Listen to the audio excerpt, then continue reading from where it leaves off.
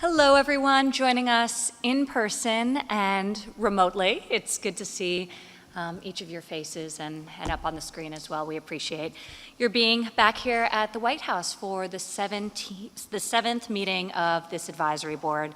And I'd like to give a special thanks to board member Scott Pulsifer and Western Governors University for helping coordinate and helping us host this virtual quasi-virtual, sort of virtual meeting. So thank you, Scott, for the work that you did to make this happen today. Secretary Ross will speak in a little bit more detail about some of the economic numbers and the great American comeback that is underway as we've all experienced the hardship brought on by this pandemic. Happily, nearly half of the job losses were recovered by August. 12 million jobs were added back to the economy, and this really is just the beginning as we continue to vanquish this virus and move on to slowly turn the chapter on this particular page. To put that in context, unemployment fell by a historic 6.3%. Now at 8.4%, still higher than we want it to be and higher than it will be in the months ahead, but we're making progress, certainly in the right direction. As an indication of the effectiveness of the economic agenda of this administration, I do want to highlight one report from Census that came out just last week. It was the 2019 poverty report, which showed that poverty in the US last year had reached the lowest level since 1959, which is the lowest level in recorded history. Median household income rose by 6.8%, also the largest on record. And this was true across almost every demographic, with household incomes for African Americans up 7.9%, Hispanics up 7.1%, and Asian Americans up 10.6%. The Wall Street Journal said, "These income gains weren't magical. Policy changes mattered. Employers competed for workers by increasing wages and digging deeper into applicant pools. Rising economic growth lifted all classes." And that really brings us back to why we started this board to begin with, and the genesis of, and the problem we were trying to solve for 3 years ago. The economy was really starting to boom, and for the first time last year, for 12 consecutive months plus, there were actually more job vacancies than there were Americans who were able to fill them. So last year alone, 72% of all the new jobs were secured by people fully on the sidelines of the economy coming back into the workforce. Well, clearly times have changed, but this same commitment to the long-term investment in student and workers is more relevant than ever before, and the mission of this board is more critical. So we appreciate everyone's commitment prior to COVID, and now, of course, the renewed commitment as a result of COVID. Today we have a few announcements. One of them is to welcome Robert Smith from Vista Equity Partners as the newest board member. Robert is joining us virtually. Hi, Robert. Robert. Thank you. Robert has been a great champion for improving access to capital in distressed communities. Our earliest conversations were improving opportunity through education, incredible supporter of the administration's actions on HBCUs. As many of you know, last year the president signed into law permanent funding for historically Black colleges and universities, and generally promoting opportunities for all Americans through opportunity zones and through other vehicles. So Robert, your voice will be a great addition to the board going forward, and we appreciate you being with us today. Thank you so much. Happy to be here. Thank you, Robert. Since the last meeting, I'll just fill you in on a couple of things that have happened from a federal level. All agencies have received guidance on implementing the EO, so that's record speed on production of guidance, on skills-based hiring by the federal government. By the end of this year, the EO will have fully gone into effect. So once again, as we did with paid family leave for the federal workforce, the United States government will lead by example and value skills and competency of the federal employees over sometimes antiquated credential or diploma requirements. So we're quite excited about that. That progress. Industry-recognized apprenticeships are well underway, and today the Department of Labor announced the first group of organizations to start approving IRAPs, expanding apprenticeships into new and emerging sectors. So it was very important for us to move the apprenticeship model into industries that really have none whatsoever. So in the tech space, in the healthcare sector, and these grants and this focus will help us do that. So we're quite excited about this IRAP program.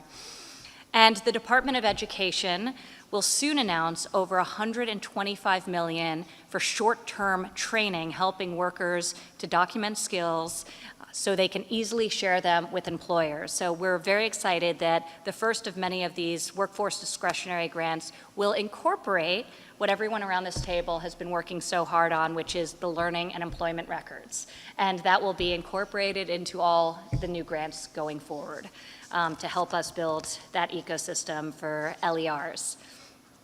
Today's meeting, which is a good segue, is actually focused on these learning and employment records, otherwise known as LERs. And there are 3 pilots demonstrating the future pathways for employment to quickly match talent with employer needs and therefore reduce friction in the hiring process for everyone. This morning, the White House recognized 9 companies receiving the Pledge to America's Workers Awards, and several of the winners are joining us here today. And these companies are amongst the many who signed our pledge and were really notable in the work that they've done during this period of coronavirus. So Advisory Board member Marilyn Houston of Lockheed Martin was one of the recipients of the award. Chip Rogers from the American Hotel and Lodging Association, who joins us here today at the meeting, also a recipient today.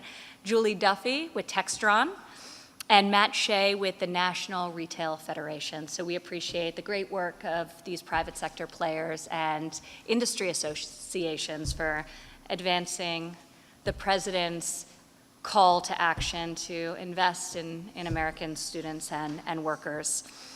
So I would like to, at this moment before passing it along to Secretary Ross, open up the floor for 1 minute to Julie from Textron to talk for a moment about the reskilling of the workforce of Textron, specifically during COVID and potential lessons for the board. Well, thank you very much. And I will remove this so I can speak. We are honored to have received the award and particularly honored to have been in the company of the other recipients. It was really a true testament to private companies working with educators and the government to promote the ways of getting our workers into a new way of working and particularly into the new skills that are demanded by work today. Some of the things that we did during the COVID crisis was to, like other companies, think about how do we continue the career development and the skills development of our workers when most of our folks and our trainers were at home. So we quickly moved to using technology platforms to both engage our workers, from everything to having employees volunteer to do a storytelling hour so people could work during that time period, to actually doing our leadership development programs virtually and completely virtually. So it was really an interesting time. I was very proud of our workforce who quickly shifted to a new platform. They had the patience they needed to remember who was muted and who wasn't muted. But we found that we were able to continue to develop professionals and non-professionals in the skills with the virtual tablets. We made tablets more readily available for those on the factory floor. Most of our manufacturing workers continue to work at 100% through the crisis when everyone was home. We have brought nearly all of our office workers back to the office at this point in time so that we can support those folks on a more personal level. But in the meantime, we've been able to learn quite a bit about how to bring a broader scope of our employees together now through these virtual learning sessions so we can have our sessions with folks in Germany and in China, with the people in the United States, and that we can use the folks in Rhode Island, can be connected to the folks in Kansas, and connected to the folks in Texas all at the same time, and learning together. Thank you so much, Julian. Thank you for joining us today, and congratulations on being an award recipient. I'd now like to turn it over to my co-chair on this task force, the amazing Secretary Ross. Thank you, Ivanka, and thank you for your vision in organizing the American Workforce Policy Advisory Board and for guiding our work over the past 18 months. The board's focus and action makes it truly unique among advisory councils. To our board members here in the Indian Treaty Room and on video conference, thanks for your continued civic commitment and rapid responsive engagement on behalf of American workers, especially during the COVID-19 pandemic. We pray for the victims of the deadly virus and also for those on the front lines of our global battle against it. When we last spoke in May, coronavirus had begun to introduce abrupt and difficult changes to daily life. But I have optimism as we make progress through the recovery period and as our economy shows resurgence. We've seen encouraging changes in the financial markets, in real GDP projections, and in the workforce, indicating that we are holding to a standard and steady pattern of economic recovery. In June, a record 4.8 million people returned to work. Unemployment continued to rise in July and August, with 1.7 million and 1.4 million jobs added to the U.S. economy, respectively. Furthermore, the University of Michigan reported that the consumer sentiment increased in September to the highest level since March, with consumers' views of current and future conditions both improving. Confidences in personal finances and business buying conditions are on the rise, showing an increase to 78.9 in the U of M's September U.S. Consumer Sentiment Index, up from 74.1 in August. Manufacturing optimism has nearly doubled, from 33.9% of manufacturers projecting a positive outlook in the second quarter to 66% projecting it in the third quarter. Moreover, in August, NFIB showed an increase in its Small Business Optimism Index to 100.2, up 1.4 points over July's outlook and surpassing the historical 46-year average. Our economy is indeed proving its resilience, due in no small part to President Trump's success in lowering taxes, reducing regulations, and implementing fair trading practices that level the playing field for American industry. We've seen these policies reduce unemployment and poverty to historic lows, as Ivanka mentioned, across all demographic groups. In 2019, unemployment fell to a 50-year low of 3.5%, and unemployment for minorities and women were at their lowest in recorded history. And the poverty rate in 2019 declined for all major race and origin groups, falling to 10.5%, its lowest since estimates were first released way back in 1959. We are fortunate that these positive impacts, a direct result of the President's policies, allowed us to tackle the coronavirus fight from an initial position of strength. With that said, many of the underlying workforce challenges that you've been working on since before the pandemic's onset will remain with us after it ends. So it's important that this board continue on its mission. Today's meeting will be a little different from previous ones because we will largely focus on a single transformative topic, learning and employment records, or LERs. As you know, in Washington, we can't help but putting acronyms for everything, so LER is a new one. These digital records of learners' and workers' skills, competencies, and experience can provide the technological backbone of a skills-based labor market. From very early on, this advisory board prioritized building on existing efforts to create an interoperable digital learning record that includes education attainment, non-traditional learning pathways, experience, professional affiliations, and other certifications to help job seekers attain better jobs. I'm happy that today we will see the fruits of 3 unique and collaborative pilot efforts from IBM, from Salesforce, and from Walmart. Thank you, Mark, for joining us and for your Salesforce team's effort. I'm looking forward to the presentations that you, Doug, and Ginny have prepared for us today, along with your guests, Adam Kaplan, Alex Kaplan, and Andy Trainer. Afterward, we will hear from Scott Pulsifer, and Governor Holcomb will present a new white paper on LERs that builds on lessons learned from the pilots and outlines a path forward.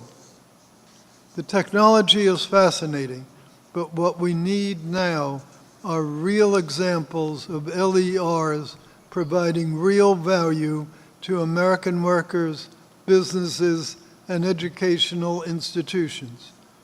The path forward will outline how government can do much more to support LER expansion and adoption. Later, Tim Cook will update us on the Find Something New campaign, a terrific partnership with the Ad Council that helps connect workers with training and apprenticeship programs where they live. Then, Barbara Hampton, Mike Pirawa, Al Kelly, and Johnny Taylor will present 2 new focus areas for this board to take on through this year and into next year. So again, thank you, all of you, for joining today's important meeting. Our efficient discussions and truly substantive actions that have followed from those discussions are thanks to the many hours that you and your teams dedicate to supporting American workers. On their behalf, thank you. Ivanka? Thank you, Mr. Secretary. And as I turn it over to Scott to lead the discussion and introduce the LERs and to moderate a series of White House pilot presentations, I want to reiterate the importance of these real examples that will enable us to develop and scale LERs and create a robust ecosystem. And this administration's commitment to fueling that through all of our grants as well. So Scott, thank you for the work you're doing on this front, and I'll kick it over to you. Thank you, Ivanka. Thank you, Secretary Ross, for that lead-in. And as you well know, government isn't the only sector that loves acronyms. It's like our human code in technology and higher ed everything else. So I think we'll hear more of that today. My role is primarily to work as traffic control as we traverse across the pilots that we'll see today. So without kind of further ado, Governor Holcomb, let me turn some time to you to let you introduce the work that's been going on within the Digital Infrastructure Working Group. So Governor Holcomb. Well, thank you, Scott. Thank you, Advisor Trump, and to the amazing Secretary Ross and the rest of the board. for your dedication to ensuring the advancement of everything that we're talking about, all the strategies that are aimed at skilling up the American workforce. Also, Scott, a special just thank you to you and especially your team. It's just been a real joy to work with you on this, as we've all been laser focused for the last weeks and months on making sure that these specific skills and competencies that the American workforce needs to develop in both formal and informal education settings. But Scott, it's just been a true partnership, and as we have been working through all of the myriad of ways to scale both the use and the adoption of LERs. And before discussing the actual pilots themselves and the recommendations to further the efforts around LERs, I did want to take, if I could, just a moment to build off the guiding principles the Digital Infrastructure Group outlined at our last meeting, in particular around advancing broadband access for all and all the partnerships that required in the private sector. Obviously, as Ivanka alluded to, as did the Secretary, the pandemic has further highlighted the need for Americans to have equitable access to the digital infrastructure that they need to be able to connect virtually when necessary to all the education and training and employment opportunities when obviously face-to-face interactions can't occur. Most on this board, just looking at you all, obviously understood this a long, long time ago. You were leading on this front, but we now all as an American people understand the urgency of this. We have a better understanding of how we can also better operate by expanding our use of digital resources, and therefore it stands to reason our continued economic recovery. And just as a side, Indiana had an unemployment rate of 3.2% this year. We were adjusted up to 17.5, and now we're down to 6.4, and still heading in the right direction, so to speak. But that continued recovery is going to be ever more, I think, dependent upon our ability to provide technological tools for all Americans as the world of work continues to evolve itself. So we here in Indiana, Scott, we discussed this, our teams did. We here in Indiana, we're not waiting on anyone. We're working with our local communities, and we're finding ways to provide internet connectivity to all and expanding all those fields of opportunity that are there unfilled right now.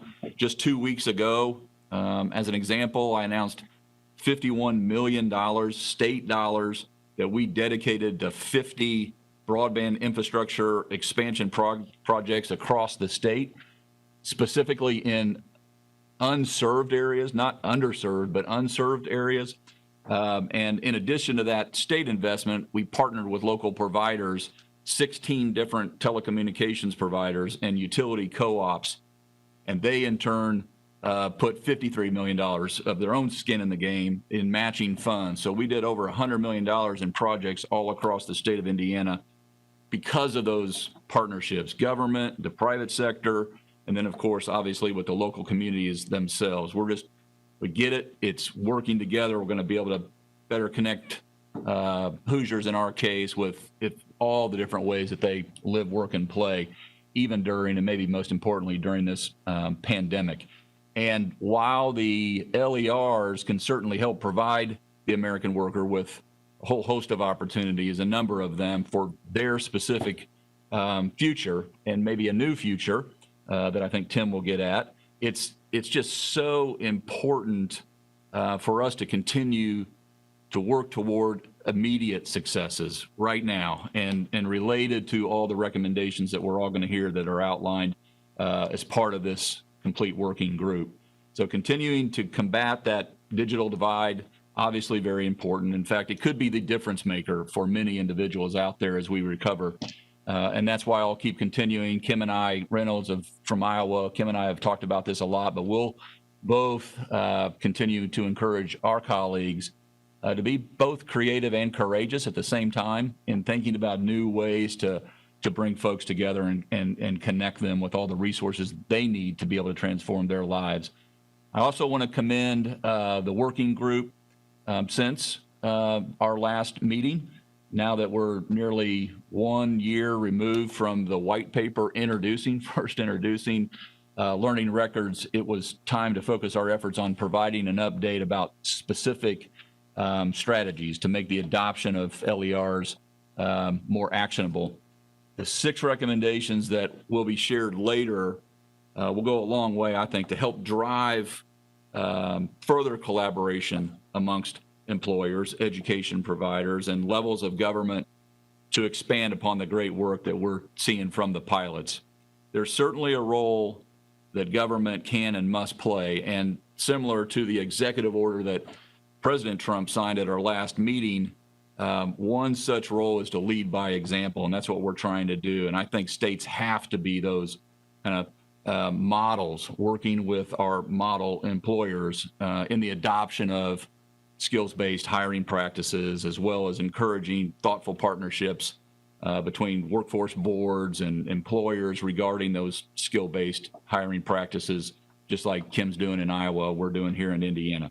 And with that, I'm excited to hear from IBM and Salesforce and Walmart about how they're going to continue to move America and therefore Americans forward.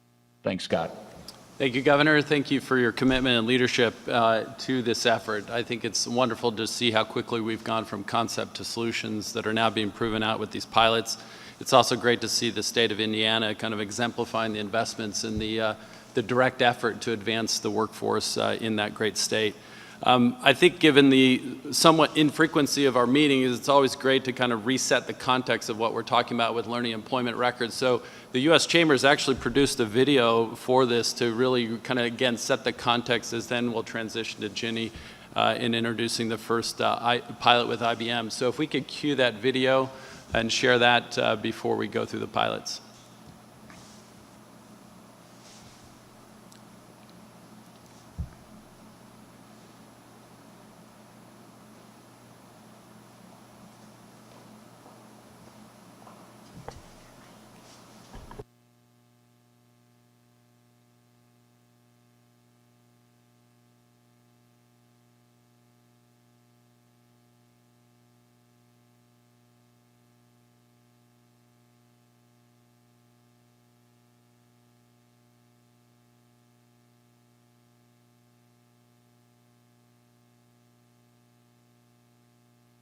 Every person's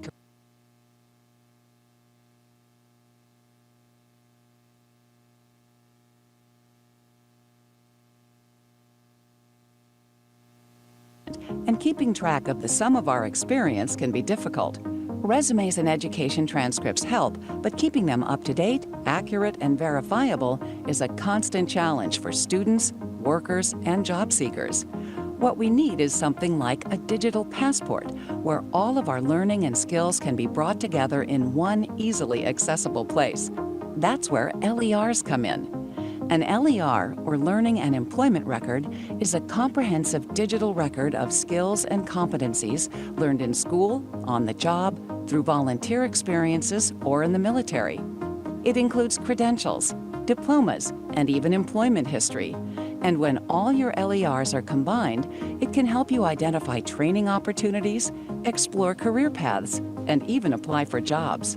Pilot programs for LERs, supported by the T3 Innovation Network, are already underway across the globe. Learn how you can join this movement.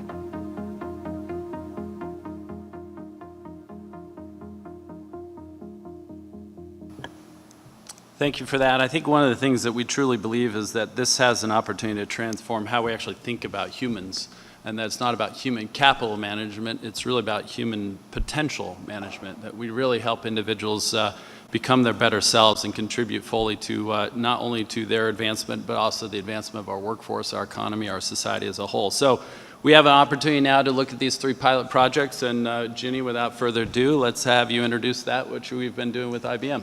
Okay, so my pleasure and thank you. I mean, I'm so optimistic about what we've accomplished so far in this council and what is still in front of us to do. So my hat's off really to Secretary Ross and to you, Ivanka, as well. So let me start with our pilot, and our is a number of us. So this is not only IBM, it is Scott and Western Governors University, something called the National Student Clearinghouse, a company called IQ4, and Central New Mexico Community College. So this is a pilot that used a blockchain network called the Learning Credential Network. So the Learning Credential Network. So think of it as a network, as I said, powered by blockchain, and the goal is to prove that you could take information from a prospective employee, a human, as Scott just said, an employer, or someone who's helping create the skill, an educator, and they can share information together, feel